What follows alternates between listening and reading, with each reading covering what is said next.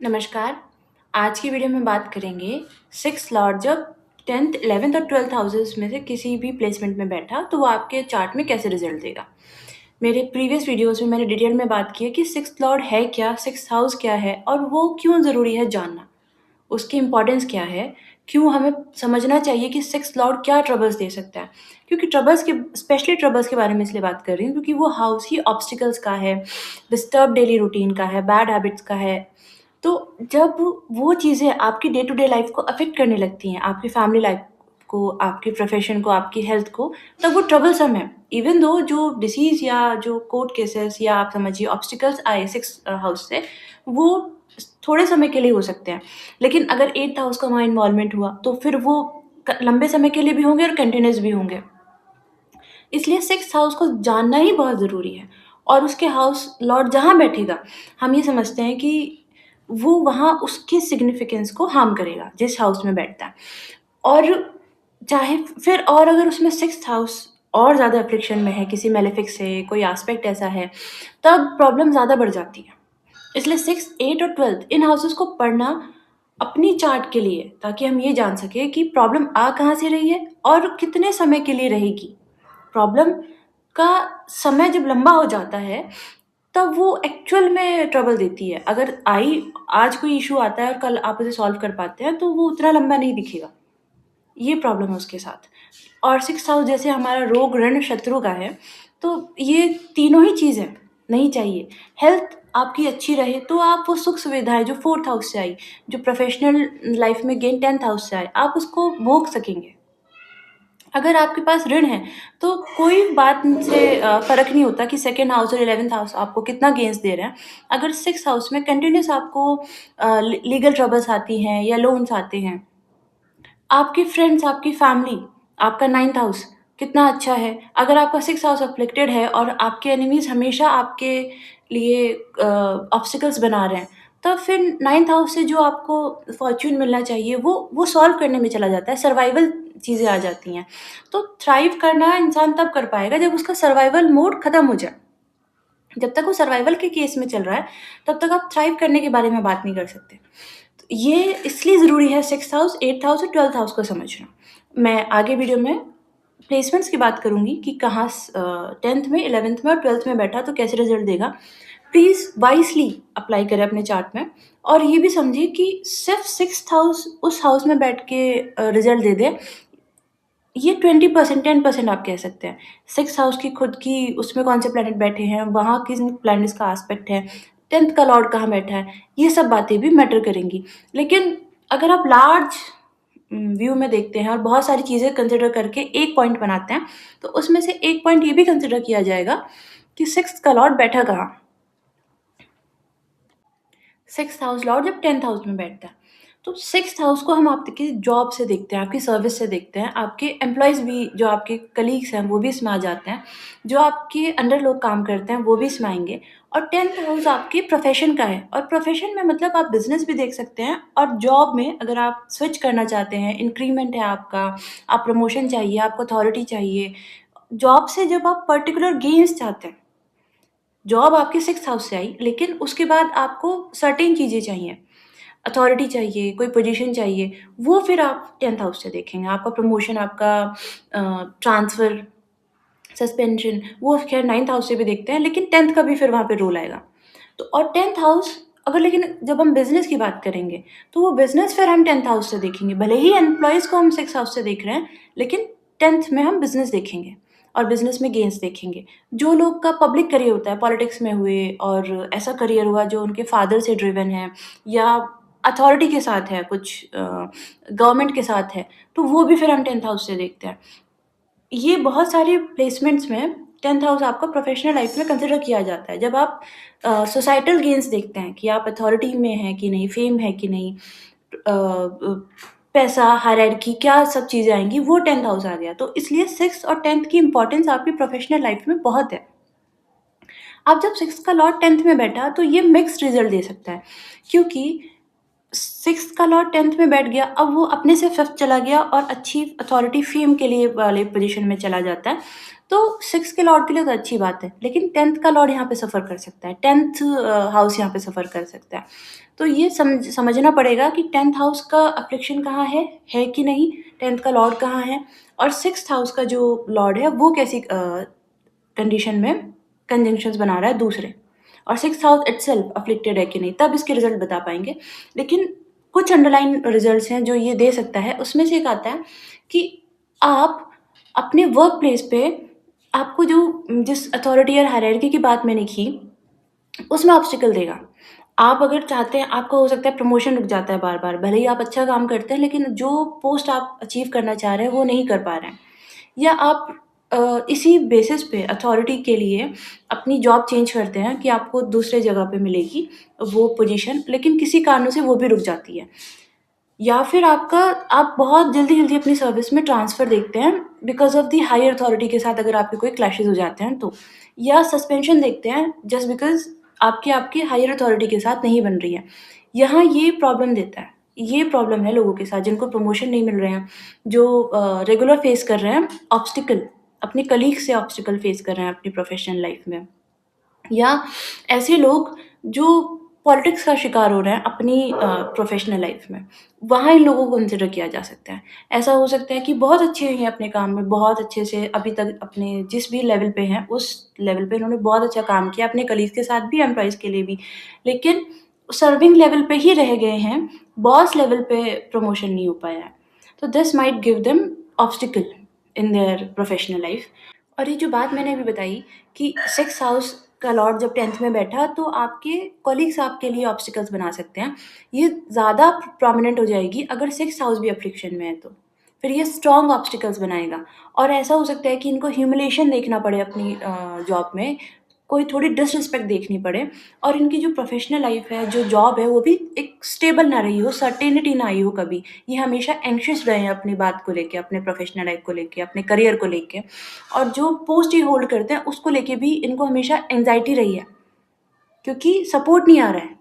Obstacle बढ़ गए हैं, सपोर्ट नहीं आ रहा है, इस वजह से। 10th हाउस आपका one of the most important केंद्र हाउसेस में आता है, क्योंकि यहाँ से 4th आता है आपका लग्न, इसकी हैप्पीनेस है आपका लग्न, और यहाँ से 7th है 4th हाउस, जो आपकी एक्चुअल हैप्पीनेस है, वो आपकी शक्ति स्थान है 7th हाउस, 10th हाउस का। तो अगर ये अफ़्लिक्टेड हो रहा है किसी भी कारण से, तो प्रोफ़ेशनल लाइफ़ को सिर्फ़ अफ़्लिक्शन में नहीं डाल रहा, ये आपकी फैमिली लाइफ़ को, फैमिली पीस को, स्वयं आपकी इंटरनल चीज़ों को भी अफ़्लिक्शन में डाल रहा है। इसलिए अगर 6th हाउस अफ़्लिक्टेड होके और 6 का लॉर्ड यहाँ 10th हाउस में बैठता है, तभी ये अनस्टेबल करियर बना रहा है, और वो अनस्टेबिलिटी करियर की आपके खुद के इंटरनल थॉट्स को भी हैम्पर करेगी, और आपकी फैमिली को भी फैमिली में जो पीस है उसको भी प्रॉब्लम में डालेगी। फिर लड़ाई सिर्फ़ आपके प्रोफ़ेशनल लाइफ़ में नहीं हो रही है, वो लड़ाई आपके दिमाग में भी है, एक इंटरनल फाइट भी हो रही है और आपके घर भी जा रही है। It will affect everything around you. इसलिए 10th हाउस जितना कम अफ़ेक्टेड हो, उतना शांति रहती है लाइफ़ में, क्योंकि दिस इज़ द ट्रुथ कि अगर पैसा नहीं है आज की लाइफ़ में, तो आपका सर्वाइवल, आपका स्टेटस, आपकी सब कुछ, आपका दुनिया में जो इमेज है, वो पैसे से है। वो आपकी जॉब से है, आपकी अथॉरिटी, आपकी पोज़ीशन, सब कुछ आपके काम से आती है, और उसी से लोग आपको जज करते हैं। तो अगर वही स्थान आपका अफ़्लिक्ट हो गया है, तो आप ये समझिए कि पूरा फिर चार्ट अफ़्लिक्शन को डिनोट कर सकता है। फिर आपको वो हेल्थ इश्यूज़ भी आ जाएँगे, आप इतना सोचेंगे कि आपको साइकोलॉजिकल इश्यूज़ आ सकते हैं। आपकी लगन अफ़ेक्ट हो गया, आप कोई भी चीज़ें आई, आपको हमेशा एंग्ज़ायटी रहेगी। अगर आप अपनी जॉब को लेके अनसर्टेन हैं और आज आपको बड़ा अचीवमेंट भी मिल रहा है, तो आप उसको लेके अनश्योर रहेंगे, आप उसको एन्जॉय भी नहीं कर पाएँगे। और वो चीज़ आपकी कैरी होगी आपके घर तक भी। फिर आपकी फैमिली भी आपको परेशान देखेगी, तो वो एन्जॉय नहीं कर पाएगी। तो एक साइकिल बन जाएगा। इसीलिए 10th हाउस का जितना कम अफ़्लिक्शन रहे उतना बहुत अच्छा है, और जब 6th यहाँ पे बैठा है और अनस्टेबिलिटी दे रहा है, साथ ही साथ ये अनस्टेबिलिटी के साथ आपको एंग्ज़ायटी भी दे रहा है। आप परेशान हैं, कांस्टेंट परेशान हैं। भले ही आपके पास अथॉरिटी आज भी है, तभी आप फ्यूचर को लेके परेशान हैं। वो जो लड़ाई है 6th हाउस की, वो 10th में लाके दे रहा है, और वो सिर्फ़ 10th में नहीं दे रहा, वो सब जगह जा रही है फिर। सब कुछ आपके अराउंड, आपकी हेल्थ से लेके, आपकी फैमिली लेके, आपकी एन्जॉयमेंट, जो 11th हाउस से आपके गेन्स, आपके डिज़ायर, विश फुलफिलमेंट आ रहे हैं, उनको भी हैम्पर कर रहा है। आप खुश नहीं हो पा रहे, ये प्रॉब्लम है। वहीं अगर ऐसा व्यक्ति बिज़नेस करने का भी सोचे, तो भी वो उतना विल पावर नहीं ला पाता कि वो इन्वेस्ट करके बिज़नेस स्टार्ट कर दे, क्योंकि उसको हमेशा एक एंग्ज़ायटी रहती है कि कहीं मैं गलती कर दूँगा, ये बिज़नेस स्टार्ट होगा कि नहीं, चलेगा कि नहीं, और वो सेल्फ डाउट में भी रहेगा, साथ ही वो रिस्क लेके वो स्टार्ट नहीं कर पाएगा उस बिज़नेस को। ये प्रॉब्लम है यहाँ पर। Sixth Lord in the 11th house. भावत भाव के सिद्धांत से सिक्स्थ लॉर्ड जब 11th में बैठा तो ये अपने से छठा हो गया, 6 से 6 चला गया। सिक्स्थ हाउस के लिए तो अच्छी प्लेसमेंट है, लेकिन 11th हाउस आपके गेन्स का है, आपकी सोशल सर्कल का है, आपकी सोशल लाइफ का है, डिजायर्ड फुलफिलमेंट्स का है। और जब ऐसा लॉर्ड वहाँ बैठा है जो ऑब्स्टिकल्स देता है, जिसके डिसिप्लिन है, जिसकी लाइफ जहाँ से आता है, जहाँ स्ट्रिक्ट रूल्स आते हैं, वो जब 11th हाउस में बैठ रहा है तो आप ये समझिए गेन्स फिर ईज़िली नहीं आ रहे हैं। फिर वो आपसे एक्सपेक्ट करेगा कि अगर आपको सर्टेन अमाउंट ऑफ थिंग्स चाहिए तो उसके लिए आप एक डिसिप्लिन, एक पैटर्न फॉलो करें। अगर आप क्विक सक्सेस चाहते हैं, शॉर्टकट चाह रहे हैं कि किसी तरीके से ये विश फुलफिल हो जाए, तो वो आपको एक रूटीन देगा फिर। प्रोफ़ेशनल लाइफ़ में या पर्सनल लाइफ़ में कोई गेन है तो उसके लिए वो कहेगा ये चीज़ें हैं जो रोज़ करनी है। क्योंकि 6th हाउस रोज़ किए जाने वाली चीज़ों का है, रोज़ की जो आपकी लाइफ़ है उसको हम 6th हाउस से देखते हैं। फिर आपको वो, अगर आपको एक परफेक्ट बॉडी बनानी है तो उसके लिए वो 6th हाउस से ही आएगा। वो आपकी विश है, डिज़ायर है, एक अच्छी बॉडी। वहाँ फिर आप जाइए कि हेल्दी डाइट है, डिसिप्लिन में रहिए, डेली वर्कआउट करें। डेली मतलब कांस्टेंट। तो ऑब्स्टिकल्स भी आएँगे फिर ऐसी सिचुएशंस भी बनेंगी कि आप उसको फ़ॉलो नहीं कर पा रहे हैं। जो जहाँ भी आपकी कोई विश आ गई, जैसे ही वो विश वाली बात एक्टिवेट होती है तो 11th हाउस का रोल आ जाता है, और वो विश कैसी भी हो सकती है। और जब जैसे ही 11th हाउस का रोल आया और वहाँ बैठा है 6th लॉर्ड, तो वो ऑब्स्टिकल साथ में लेके आया कि आपको ये चीज़ें चाहिए, ठीक है, अच्छी बात है। लेकिन ये प्रॉब्लम्स हैं। ऐसे लोग, उनके साथ क्या प्रॉब्लम भी हो सकती है कि इनका जो हेल्थ है या इनकी जो खुद की लाइफ़स्टाइल है, ये इनके सर्कल पे डिपेंड करती है, सोशल सर्कल पे इंस्पायर है। अगर इनका सोशल सर्कल ऐसा है जो हेल्दी लाइफ़स्टाइल वाला है, अच्छा खाता है, हेल्दी खाता है, अच्छे वर्कआउट करते हैं, कुछ प्राणायाम या दूसरी ऐसी हैबिट्स हैं जो हेल्थ के लिए सही हैं या मेंटल पीस के लिए सही हैं, तो ये भी फिर उसी को फ़ॉलो करेंगे। लेकिन अगर इनका जो सर्कल है वो बहुत सोशलाइज़ होता है इन अ पार्टी मैनर या फ्री लाइफ़स्टाइल जीना चाहते हैं, तो फिर ये भी उन्हीं से इंस्पायर हैं। फिर ये चाहे जितना भी इनकी विश हो कि इन्हें सुबह उठना है, टाइम से उठ के डेली रूटीन फ़ॉलो करना है, लेकिन अगर इनका सोशल सर्कल वैसा नहीं है, तो ये अपना मॉर्निंग रूटीन फिर फ़ॉलो नहीं कर पाएँगे। और फिर ये प्रॉब्लम दे सकता है इनकी हेल्थ में, इनके करियर में। फिर ये सोचते तो हैं कि मैं इतने मार्क्स लेके आऊँगा या मैं अपने आप को अपस्किल कर लेता हूँ क्योंकि मुझे ये पोज़ीशन चाहिए। लेकिन इनका सोशल सर्कल इनको इंस्पायर नहीं कर पा रहा है। जैसे ही पढ़ने बैठे, जैसे ही ये कोई चीज़ लेके बैठे, इनका कॉल आ जाता है, फिर ये चले जाते हैं अपने दोस्तों के साथ घूमने या किसी अ, इनफॉर्मल मीटिंग में भी चले जाते हैं। वो वहाँ सपोर्ट नहीं आएगा फिर। और ये फिर ऐसा होता है कि देखिए, एक समय के बाद हमारा ग्रुप वही लोगों का होता है जिनसे हमें फ्यूचर में काम हो सकता है। हमारे दोस्त जो अच्छे होते हैं वो स्कूल, कॉलेज तक होते हैं, प्रोफ़ेशनल लाइफ़ में कोई दोस्त नहीं होता। सिर्फ़ हम उस इंसान के साथ अपनी नज़दीकियाँ रखते हैं जिनकी जिनकी स्किल्स हमें हमें हेल्प कर सकती है, हमारे काम आ सकती है। तो अब स्किल नहीं है अगर, अगर ये ऐसी पोज़ीशन होल्ड नहीं करते हैं अपनी प्रोफ़ेशनल लाइफ़ में जो किसी और के काम आ सकती है, तो वो सोशल सर्कल भी श्रिंक हो जाएगा। तो ये एक रिवर्स इफ़ेक्ट भी बनता है। तो इसलिए इनको ध्यान देना चाहिए कि इनकी सोशल लाइफ़, इनकी पर्सनल लाइफ़ को हैम्पर ना कर रही हो। ऐसा ना हो कि सिर्फ़ एक सोशल स्टेटस मेंटेन करने के लिए विदिन देयर फ्रेंड्स और जो बाहर लोगों से मिलते हैं ये, उसको मेंटेन करने के लिए ये इतना खर्च ना करते हों चीज़ों में कि ऋण हो जाए, है ना? या ऐसा लाइफ़स्टाइल ना जी लें सोशल वजह से कि इनको डिसीज़ हो जाए। और ऐसा भी हो सकता है कि अपने ग्रुप के लिए ये इतने सीरियस हैं कि लीगल इश्यूज़ में आ सकते हैं उनकी वजह से, कि कहीं कुछ कारण था और अपने दोस्तों की वजह से ये लीगल डिस्प्यूट में आ गए। ये मल्टीपल चीज़ें इनके लिए, इनको खुद को हार्म कर सकती हैं। ये इनके खुद के देखने की बात है क्योंकि 11th से 8 पड़ता है 6th हाउस। रिज़ल्ट देगा वो वहाँ पे। ये प्रॉब्लम है। और गेम्स में तो ऑब्स्टिकल दे ही रहा है।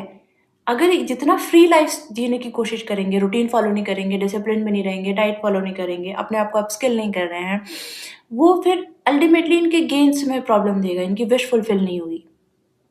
क्योंकि किया नहीं ना कुछ ऐसा। अगर इनको 1 महीने बाद ऐसी they want to get into shape, तो वो लंबा प्रोसेस है, डाइट, वर्कआउट पूरा फ़ॉलो करना है। लेकिन अभी तक तो ये लेट नाइट सोते थे और सुबह भी लेट उठते थे, वो रूटीन ही नहीं है इनका। इसलिए सडन नहीं हो सकती चीज़ें, टाइम लेती हैं, क्योंकि 6th हाउस टाइम दिला रहा है, रोज़ मेहनत करा रहा है आपसे। और 11th हाउस आपके गेन्स और डिज़ायर्स में आप चाहते हैं कि कम मेहनत से हो जाए। फिर यहाँ प्रॉब्लम आएगी, फिर इनको ऑब्स्टिकल आएगा। सर्विस के हाउस का लॉर्ड मतलब 6th हाउस का लॉर्ड गेन्स के हाउस में बैठ गया है। अब इनकी अप्रोच है लाइफ को लेके कि जभी भी किसी काम को स्टार्ट करते हैं या सोचते हैं करने का, तो उसमें फ़ायदा नुकसान देख लेते हैं। उसमें देख लेते हैं कि इनको कितना गेन होगा उससे। जिस वजह से थोड़ी-सी मटेरियलिस्टिक सोच हो जाती है। क्योंकि हमेशा यही सोच के काम किया जाए, वो हमेशा हमारे फ़ेवर में नहीं आता। लेकिन इनका जो फर्स्ट थॉट होता है, वो यही होता है।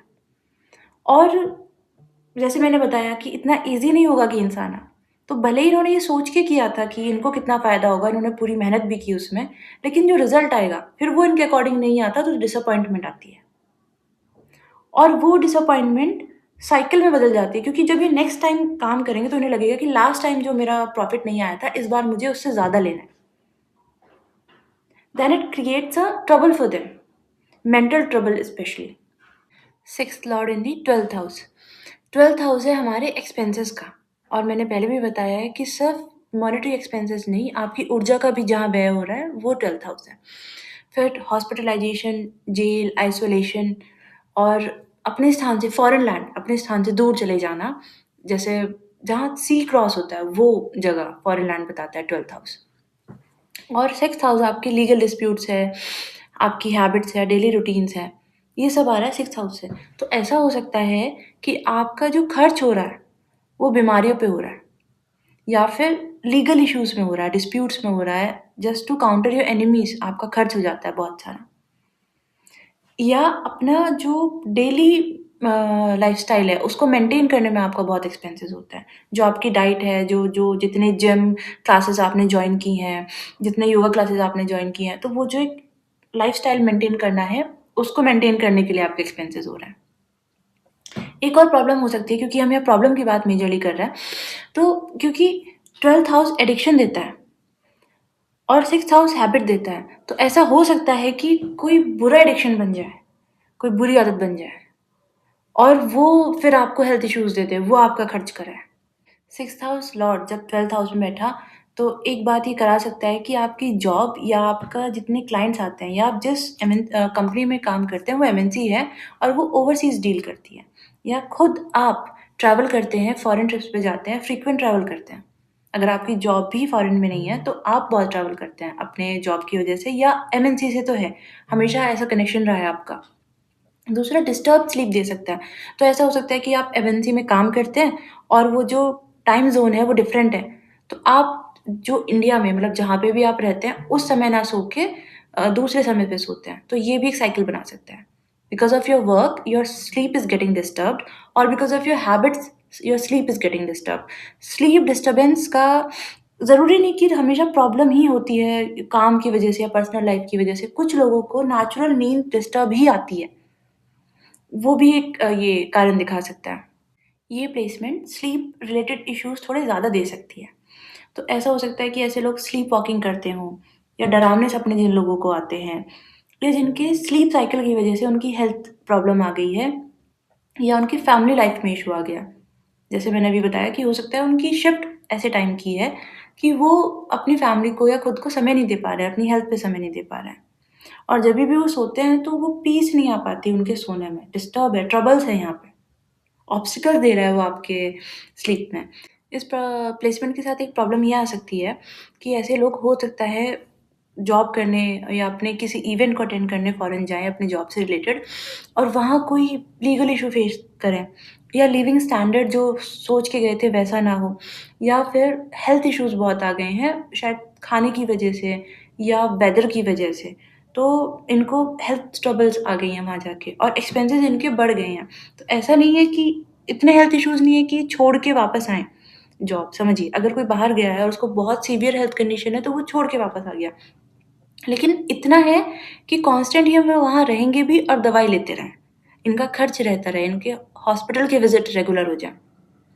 ये मैंने मोस्टली प्रॉब्लम्स की बात की है, क्योंकि हम यही डिस्कस कर रहे हैं कि प्रॉब्लम कहाँ से आती है। अगर 6 लॉर्ड डिफरेंट हाउसेस में बैठा है, तो वो कौन-कौन से सोर्सेज़ से प्रॉब्लम बनाती है। तो सिर्फ़ नेगेटिव ना लेके जाएँ, पॉज़िटिव्स भी होंगे तो भी मैं नेक्स्ट वीडियो में उसको डिस्कस करूँगी। अभी मैं उन बातों की बात कर रही हूँ, जहाँ से ट्रबल आ सकती हैं। मैंने अपनी इस वीडियो सीरीज़ में, जिसमें मैंने 6 हाउस लॉर्ड की प्लेसमेंट डिफरेंट हाउसेस में डिस्कस किया है, उन एरियाज़ को डिस्कस करने की कोशिश की है जहाँ 6 हाउस लॉर्ड बैठ के प्रॉब्लम क्रिएट करता है। और प्रॉब्लम्स की ही बात इसलिए की है क्योंकि वो हाउस की डिग्निटी है। जैसे 4th हाउस को हैप्पीनेस मिली, जब हमें एक लग्न मिला तो अलग-अलग भाव को अलग-अलग चीज़ों का सिग्निफिकेटर बनाया। ऐसे ही जब प्रॉब्लम्स भी आएँगी, इसके लिए आप ऐसे हम कोई नहीं चाहता प्रॉब्लम, लेकिन सच ये है कि प्रॉब्लम्स आएँगी, तो बेहतर है कि हमें पता रहे कि वहाँ का सोर्स क्या है, तो उसके बारे में कुछ किया जाए पहले। पहले आपको सोर्स पता करना पड़ेगा, फिर उसका सॉल्यूशन निकलेगा। तो इसीलिए 6th house, 8th house, 12th house को वो चीज़ें दी गई जो ट्रबल्सम है लाइफ़ में और जो कोई नहीं चाहता। Nobody wants troubles, but troubles are the part of life. इसलिए 6th हाउस जहाँ बैठा, वहाँ ट्रबल देगा। का कितनी होगी, कब तक होगी, इंटेंसिटी क्या होगी, ये सब चीज़ें फिर दूसरे फैक्टर्स पे भी डिपेंड करेगी। तो इसलिए जब आप अपना 6th हाउस लॉर्ड देखें, तो बहुत ओपन माइंडेड होके ये सोचें कि इस प्लैनेट की डिग्निटी क्या है? जिस हाउस में ये बैठा है, वो हाउस क्या-क्या चीज़ सिग्निफ़ाई करता है? और जहाँ जिस हाउस में बैठा, उसका लॉर्ड कहाँ बैठा, क्या कंजंक्शंस बनाया, तब उसकी इंटेंसिटी डिसाइड हुई।